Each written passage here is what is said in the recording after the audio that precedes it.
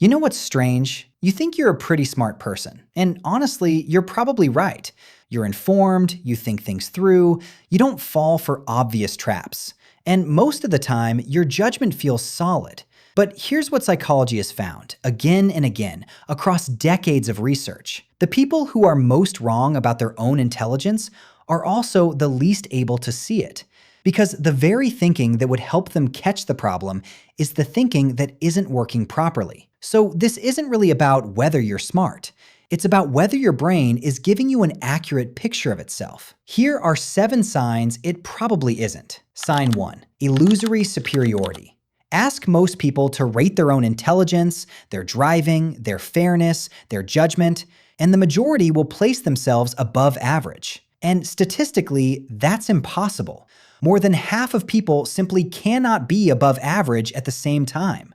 But here's what makes this more than just overconfidence. This bias doesn't target the people who aren't paying attention. It targets everyone, including, and maybe especially, the ones who believe they're self-aware enough to be immune to it. And the reason it's so hard to catch is that it never feels like arrogance from the inside. It just feels like an honest, accurate read of yourself. It feels like clarity. Think about the last time you genuinely considered that someone else in the room might be seeing something more clearly than you were. Sign 2. Naive realism. You see the world as it actually is. And when other people see it differently, they're the ones who are biased, or emotional, or just missing something you're not. That's naive realism, and almost every person alive operates from it without ever realizing it. The problem isn't having a perspective. Everyone has one. The problem is the quiet, unexamined assumption that your perspective is the neutral one, the unfiltered one, the one that's just seeing things straight. Research consistently shows this belief sits at the center of most conflict. Because when both sides assume they're the objective one, there's nothing left to work with. Just 2 people who are completely certain the other one is wrong. The moment you genuinely start asking whether your view of a situation might be shaped by things you can't fully see, that's when real thinking actually begins. Sign 3. Selective attention bias. Your brain is not taking in everything. It's taking in what already fits what you believe, and quietly letting the rest fall away. And it's doing this without ever asking for your permission, which means the more confident you feel about something, the more evidence you'll find for it. Not because the evidence is actually stronger, but because your brain has become very good at surfacing what confirms and discarding what contradicts. And the sharper you are, the worse this can get.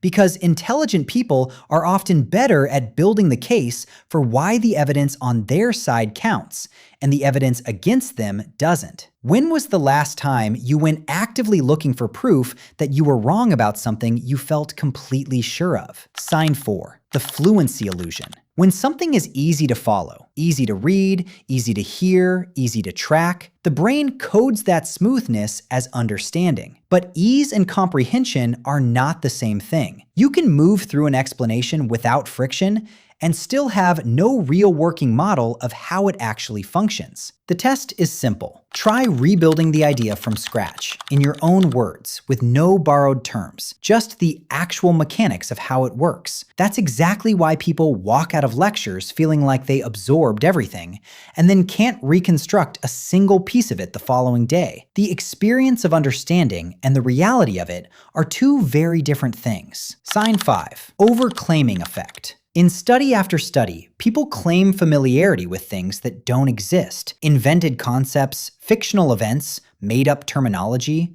and when researchers plant fake items inside knowledge tests, a significant number of participants confidently say yes, they know that, and the pattern holds. The more expertise someone believes they have in a given area, the more likely they are to overclaim within it. Saying, "I don't know," is one of the most intellectually honest moves a person can make. It's also, for most people, one of the most uncomfortable. Sign 6. Fundamental attribution error. When something goes wrong for someone else, it's usually about who they are, their choices, their character, their lack of something. When something goes wrong for you, it's usually about the circumstances. The timing was off. The situation was unfair. Something outside of you didn't cooperate. That asymmetry is almost universal, but when it becomes your automatic default, the feedback loop never closes. You never actually update. You just move through the same patterns with new circumstances and new people filling the same roles. Sign 7. Ego depletion. As mental energy drops, decision quality drops with it, and most people don't feel it happening. They just start taking shortcuts, defaulting to gut reactions, quietly avoiding anything that demands real cognitive effort. What makes this one particularly hard to catch is that shallow thinking feels indistinguishable from deep thinking when you're running low. Your brain doesn't flag that it's operating below capacity.